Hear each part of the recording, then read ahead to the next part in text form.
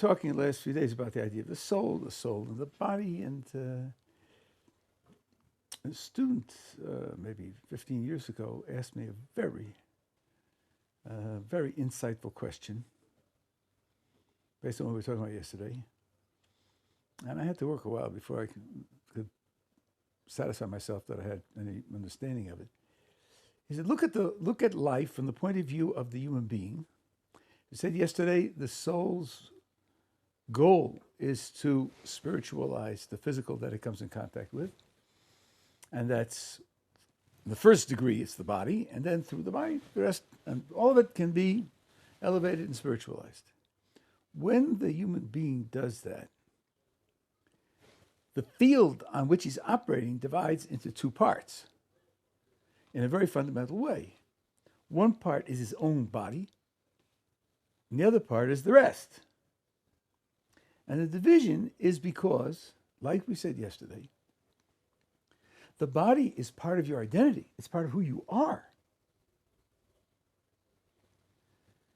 The chairs and tables and trees and the atmosphere and the rest that you operate on indirectly aren't part of your identity. So if you're trying to spiritualize the physical world, that project divides up into two realms that are fundamentally different from one another. Part of it is within your own identity and part of it is outside your own identity.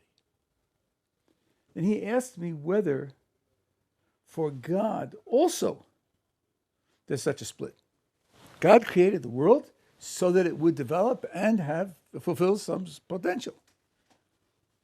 Does the world also split up into two parts for God's activity? What would that mean exactly? Well, part of it is somehow internal to his identity and part of it is external to his identity. I heard where he was coming from, and I think he was coming from a pretty profound place. You don't want to say that. What? Everything other than God is a creature, a created thing. The gulf between the creator and a creature is infinite. How could you divide up the creatures into one part where, so to speak, it's what part of God's identity, those creatures, and the other part isn't part of God's identity? Like, that sounded just too much to swallow. That's where he was coming from. Now, I did say to him at the outset, maybe not. There doesn't have to be a strict parallel between the way God relates to the world and the way the soul relates to the rest of the world. It doesn't have to be strictly parallel.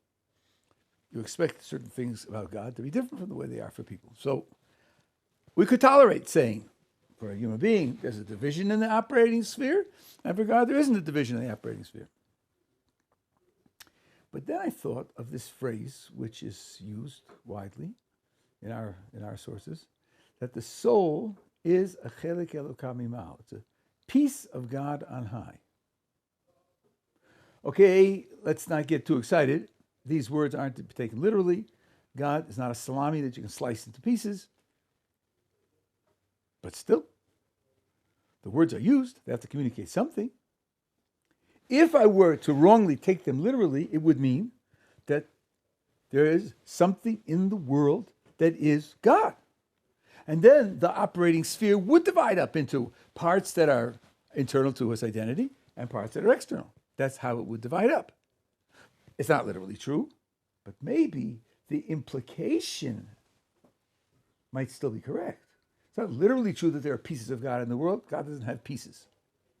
But it does sound like this thing, the soul of the human being, occupies a relationship to God other than everything else.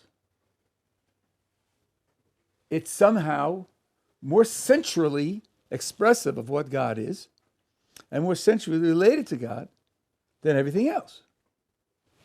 So maybe the world divides up into two areas, two dimensions, just like it does for the human soul divides up into the body and the rest of the physical world. So for God, it divides up into the human soul on the one hand and everything else. And human soul is where, so to speak, God looks at the creation, he says, there I am. That's where I am.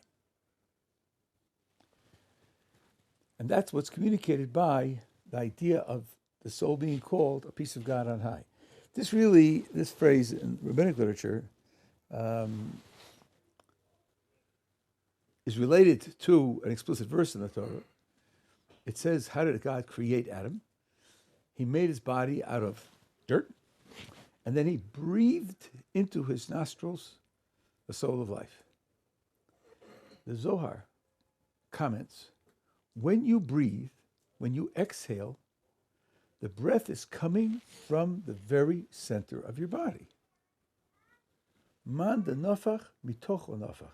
Someone who exhales is exhaling from the interior of his body. Now you say, okay, everybody knows that. So what? The answer is that when the Torah says God breathed into Adam the soul of life, it doesn't mean to imply that God has lungs and he breathes, and you could asphyxiate God and all the rest of the kind of thing that you hear from our 7-year-old academics. But it does communicate that it comes from some central internal position. Other things might be related to God externally. Something you make with your hands isn't related that way. Something that's a result of exhaling comes from a more central position.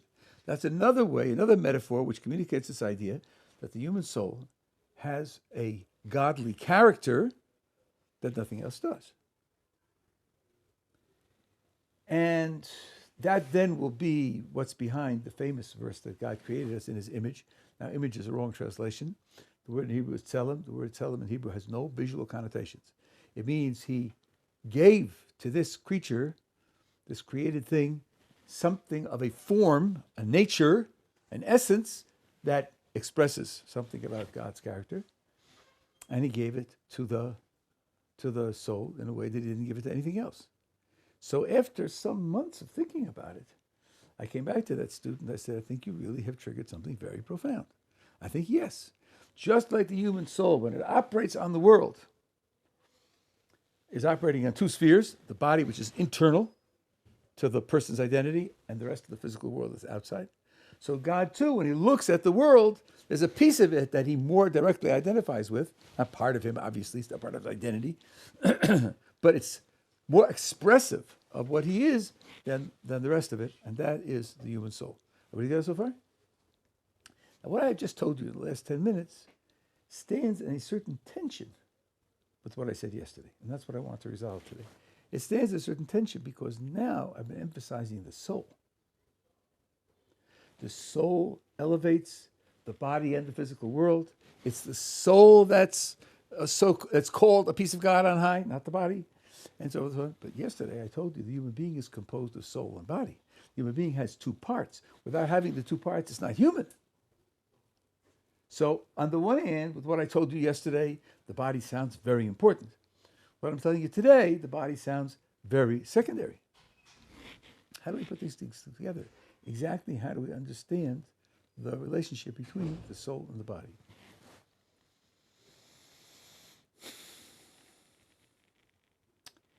I want to try to get at the idea from another angle, another piece of information that's relevant here, and then maybe I'll be able to say something in general that's reasonably clear. We live in a world in which the soul does its own thing and the body does its own thing. And that's what makes relating them and integrating as a human being into a single, coordinated, fluid agent such a challenge. Does anybody here understand Hebrew?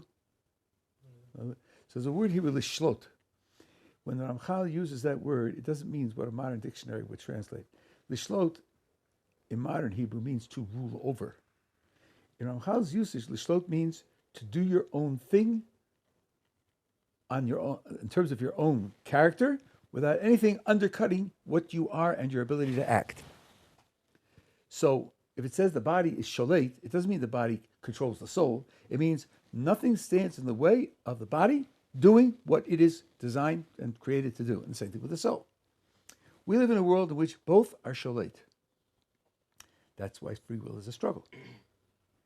Now, this condition that both are sholet is temporary.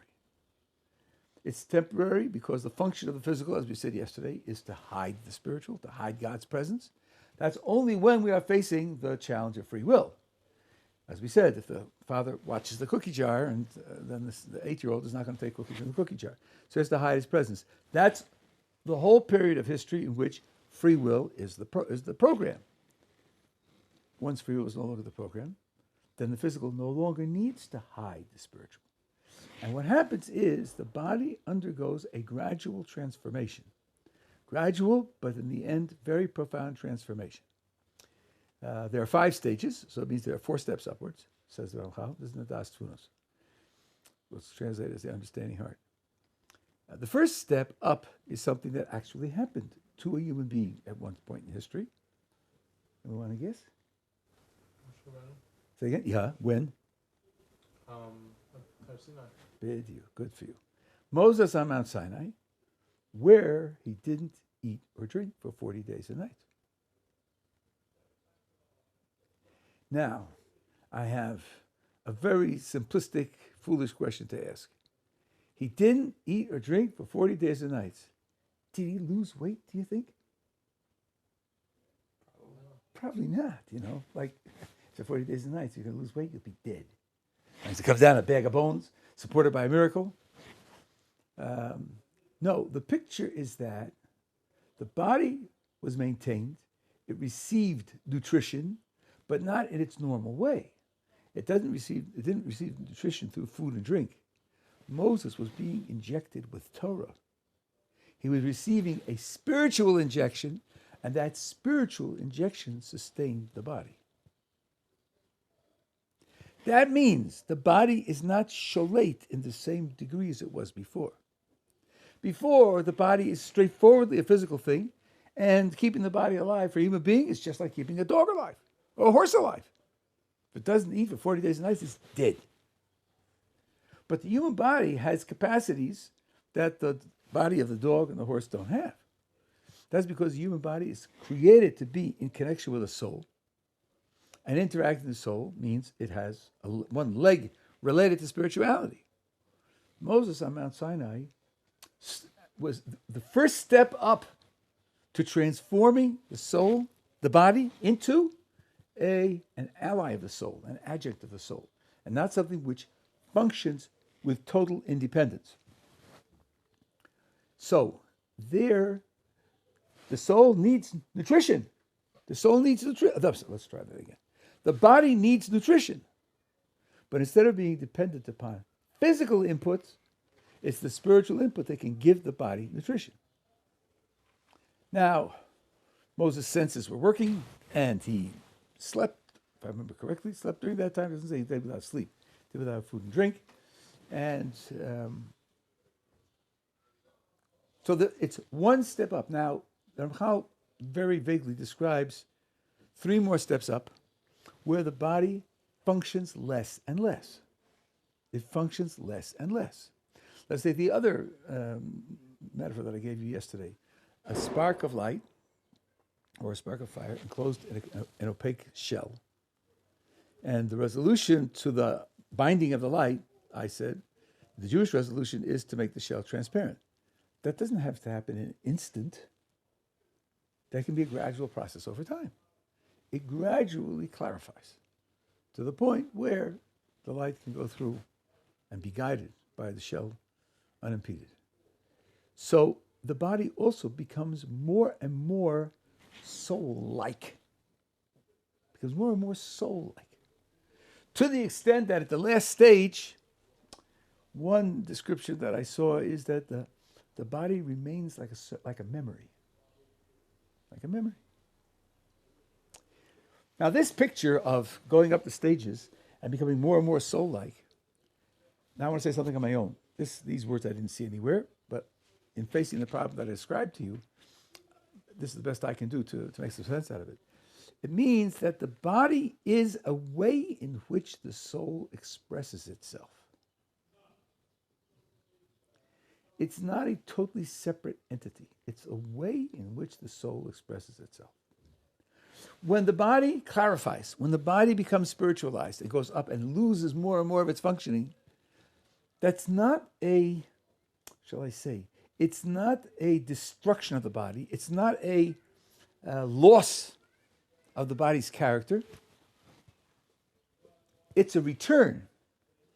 It's a return to where the body starts from. Let me take a 2-minute break to give you just a sense of Jewish history, and then I'll come back. The way Jewish history works. Jewish history works like a U. God creates the world in a certain very high state. Then he brings it down, step by step.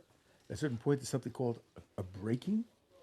It's called a shvira. Certain things break, and certain things die, and they go down to a very low state. Then God elevates the world partly way up, but not up the old leg of the U. It's the other leg of the U, part way up, and at that point, God inserts man. That's where man comes into the world. The message is that, on the one hand, the goal is for man to push the world back up to the top where God put it. Man can't create anything brand new. Man can't create out of nothing. Or to put it slightly more positively, the only thing that man can contribute is that when it goes back up through man's efforts. When it was on the higher levels before, it was because God made it so. Now man is making it so. But what happens has to be something which is already prepared by God's making that reality. Why are we not at the bottom? Because there has to be the possibility of deterioration also. Man's actions have to carry the possibility of causing deterioration also. So God puts the world from the top down to the bottom and partly up the second leg and inserts man at that point. Now that's true for everything. For the physical world, for the spiritual world, for angels, for the soul, for everything. That includes the soul and the body. The soul and the body are rooted in very high principles in this process of creation, each rooted in a principle of its own. But the principle in which the body is rooted is a secondary principle. The primary principle is where the soul is rooted. So the body comes into existence in its first place as a way for the soul to express itself. That means that although it's true that the human being is soul and body, and without the body you don't have a human being, that's because without the body you don't have a soul with all of its capacities. You don't have a fully functioning soul. The body is one of the potentialities that's built into the soul, without which it's not really a full soul. In that respect, you can then say, words that Luzzatto actually does say, that the purpose of the creation is the soul. If you look at our world, with our soul and body, the body as it exists today isn't at all the purpose of creation. The purpose of creation is the soul, and what the soul will do, its activities. The body is something that the soul acts on, but it acts on it as a piece of itself. It's sort of like a surgeon doing surgery on himself. You know, he's on a solo hike someplace and he breaks a bone or gets a cut or whatever it is, and he says, I know what needs to be done. This has to be cut, that has to be excised, and this has to be sewed up. And I have my kit here, there's nobody else here, so I'll have to do it to myself. So he's doing surgery on himself. Here, the soul is doing the spiritual transformation of the body, which is part of itself. But it's the soul's transformation of the body, which is the goal. So in that respect, you can say that the goal of the entire creation is really the soul. And the body is something that's crucial for the soul to do what the soul has to do. And it is internal to its identity. The soul's, part of the soul's function is to do something to the human being, which is part of its, by operating on part of its own identity. So that, I think, is a way to describe it that does justice to what we had yesterday and what we have today. That's the picture that I wanted to draw. Are we together so far? Now, you hear me quoting Luzzatto a lot, because I've studied Luzzatto a lot. And I quote Maimonides a lot, because I've studied Maimonides a lot. For many years, I thought there was a fundamental contradiction between Luzzatto's picture and Maimonides' picture, and I taught it as such. Okay, Luzzatto comes from the Kabbalistic tradition, Maimonides comes from the philosophical tradition. And we can have different points of view. Then maybe about 15 years ago, I realized that the difference is very small. It's very small. And during that period of time, and since, I have seen so many times the Luzzatto quotes Maimonides that It's now a much more subtle picture than I had earlier. Let me tell you what Maimonides says, and then I'll show you, and you'll see the contradiction right on the surface. And then I'll tell you how I think that is really not a fundamental contradiction at all. Maimonides says that in the world to come, there is only the soul. That statement I quoted from the psychologist in Muncie, you are a soul. You ride around in the body till you're finished with it. You ride around the physical world till you're finished with it. You kick it away, and it's not part of your identity. Maimonides actually says that. He actually says that.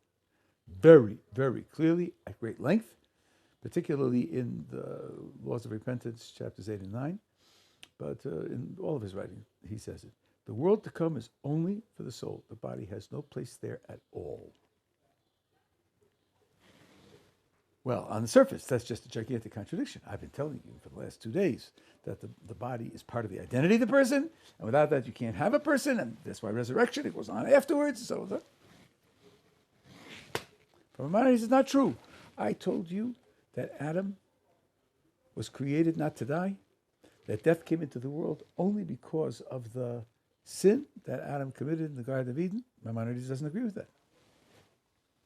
Maimonides says that Adam was created, of course, to die, because only his soul will go into the world to come.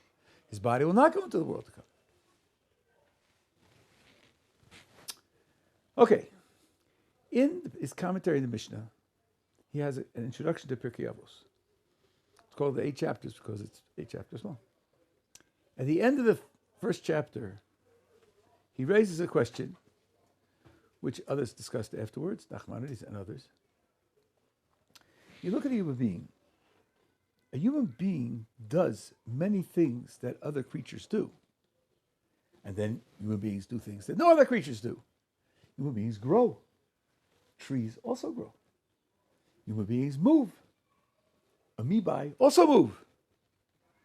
Human beings perceive. Animals also perceive.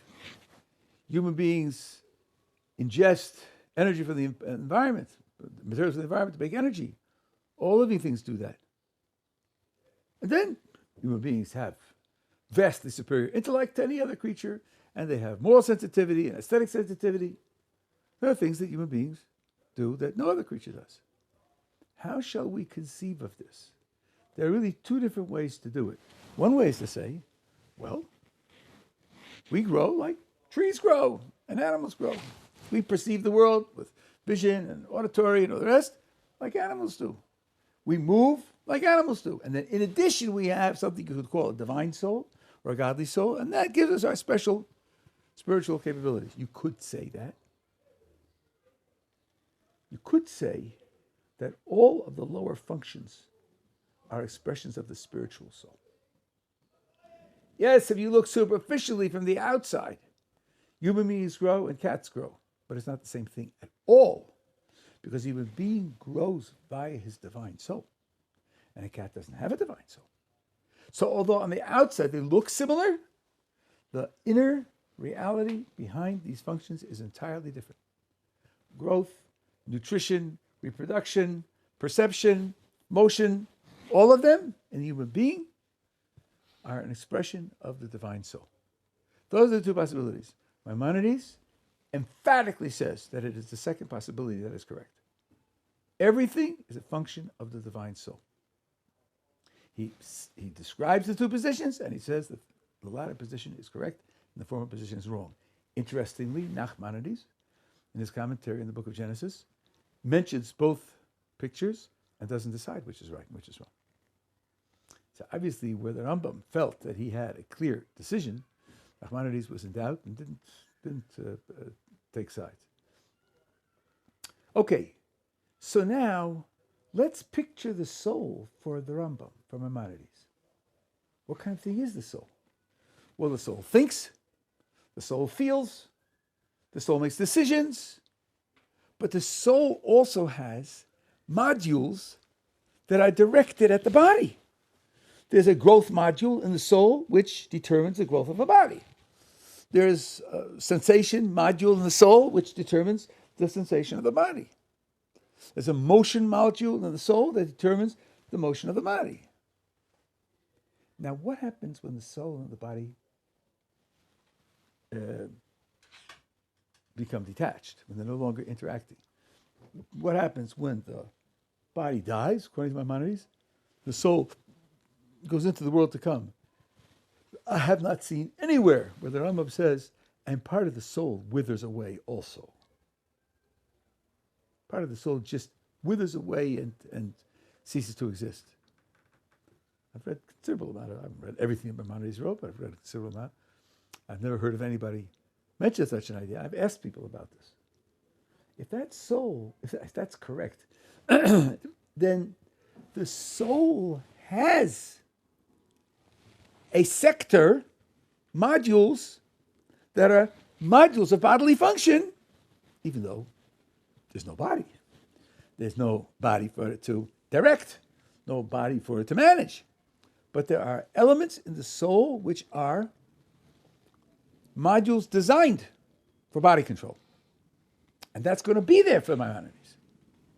Now, I thought, let's compare Maimonides' picture of that soul with the body modules intact and Ramchal's picture of the ultimate condition in the world to come, where the body becomes so spiritualized that it no longer functions as an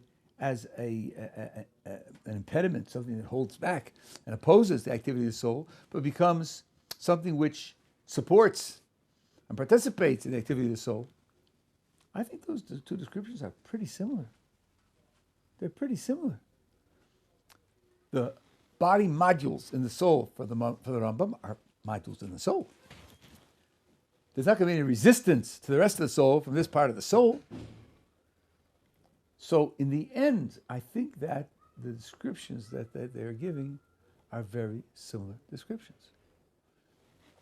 I was very happy when I found that, because I don't think there's reason to believe that there are fundamental differences in the way in which our greatest authorities, greatest scholars, looked at the world on the basis of a common tradition, the whole of the Tanakh, the Hebrew Bible, and the whole of the Talmud and the Midrash, to say that they came to fundamentally different, opposed pictures, I think is a bit extravagant. Where their words give you no choice, okay, then you're pushed into with your back against the wall. But where you can see a reasonable, consistent interpretation of them, then that's by far preferable. Okay, are together? Now, one more thing that we talked about, and I didn't following up and didn't mention it to you. We talked about the fact that we live in a much lower level. That's the transgression of Adam and Chava caused the degradation of the entire world, including degradation of mankind.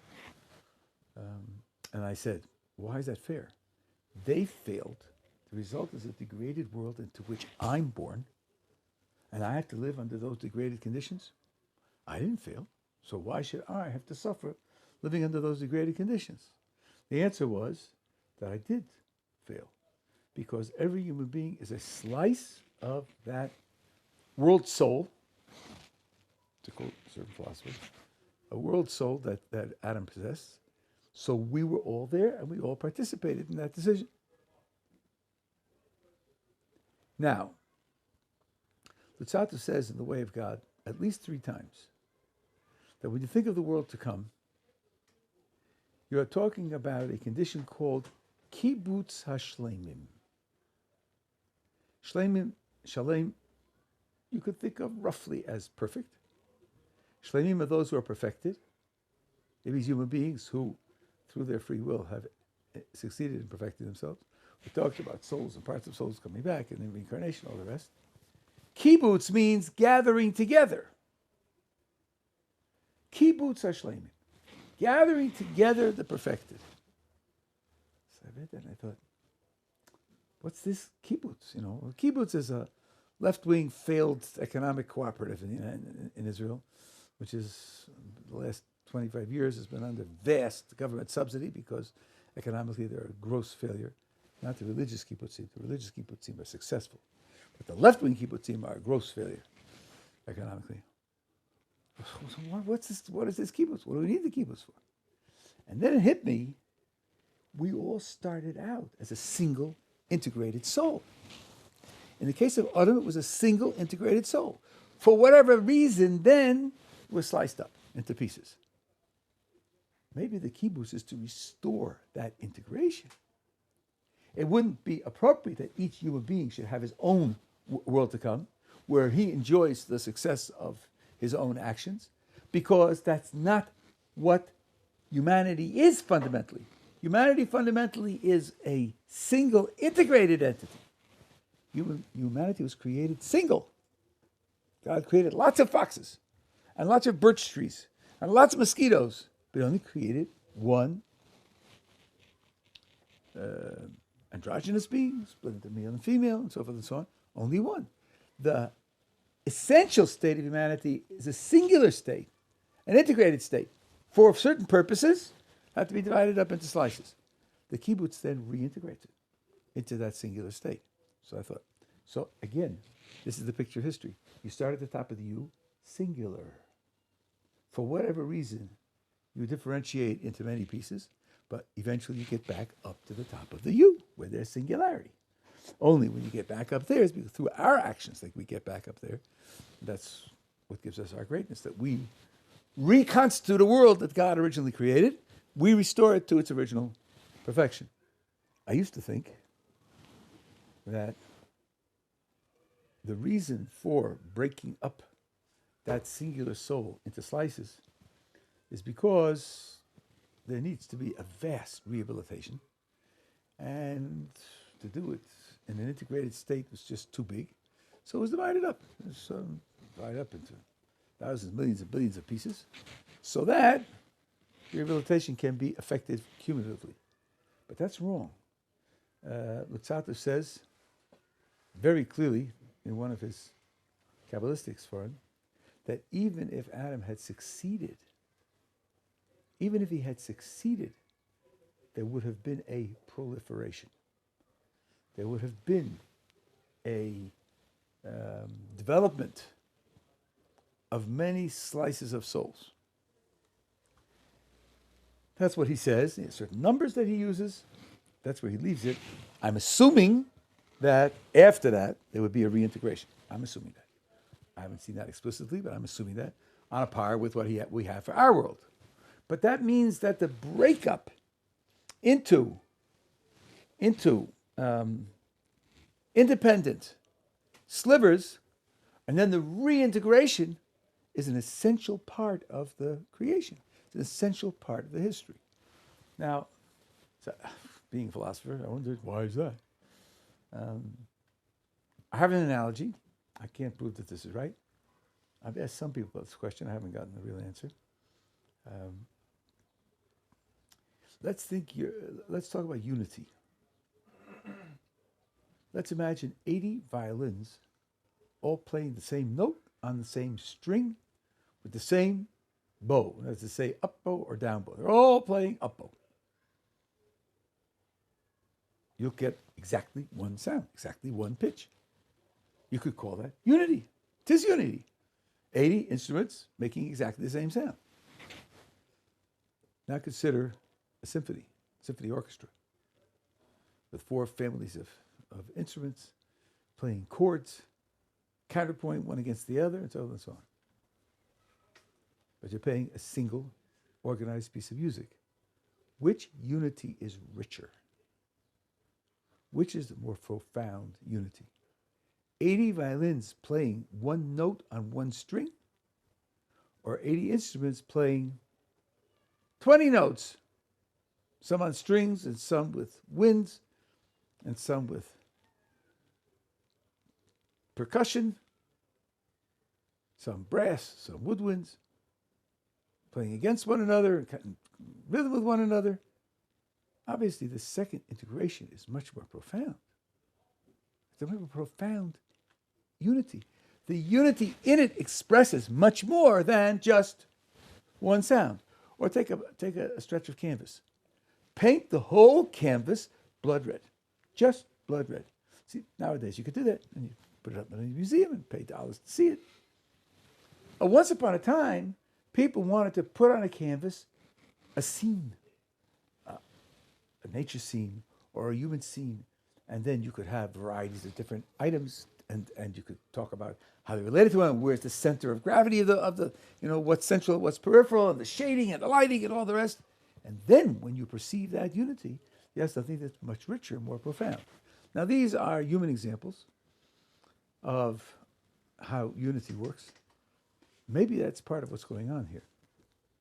That ultimately the human being, humanity, the ultimate state of the world, has to be a kibbutz of shleimim. There have to be different elements, each of which carries its own aspect, each of which carries its own dimension, and then to be integrated into a rich, harmonious unity, other than simply being uniform. Now, in the case of the soul, it wouldn't be uniform, but it's too stitched together to have the diversity necessary for the unity to be a rich unity. Maybe that's what's going on. At any rate, I think it's interesting to know that this idea of diversifying into many and then being reintegrated is something which would have happened even if the transgression of the Garden of Eden had not happened. We get it so far? Okay, now I want to end with one comment. It's like a little footnote on what we said, but it turns out to be extremely important. What did I just tell you? I said we know what would have happened had Adam failed. Had Adam succeeded, passed the test. We know that how? Well, because God told us. It has to come from prophecy, otherwise there's no way to know it. Somewhere God indicated that this would have happened. That means that God had a contingency plan. God had a contingency plan. If they succeed, this will be the scenario. They fail, this will be the scenario. Contingency plans usually are for creatures that can't know the future. Since I don't know what's going to happen, so I create a plan A and plan B. Then I'll be prepared for whatever happens. But God knows the future. He knows the future. Why does he have to create a plan for what he knows isn't going to happen? Now this sort of question, can be asked many times. And there's a single answer. I wouldn't say it's the only answer, but there's a single answer that works for all of them. God is creating a world in which human beings have to live. Human beings have to function. Everything has to be created. Everything. Not just stones and water. Not just souls and angels. Principles have to be created. Concepts have to be created. And that's created by God's making them. If God hadn't used a contingency plan, there wouldn't be the reality of contingency plans for us to use. God has to do it in the creation so that it's available for us, otherwise it wouldn't be there. And so it goes with everything. God creates certain means to certain ends. Chato has this in the end of the second part of the way of God. And someone once asked me, why does God have to create means to ends? In his running of the world, we use means to get to ends because we can't get to the ends directly. But God isn't subject to those limitations. Why doesn't he just do everything that's an end instead of using means to ends? It's the same answer.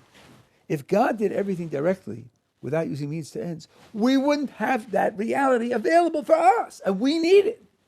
We can't function without it.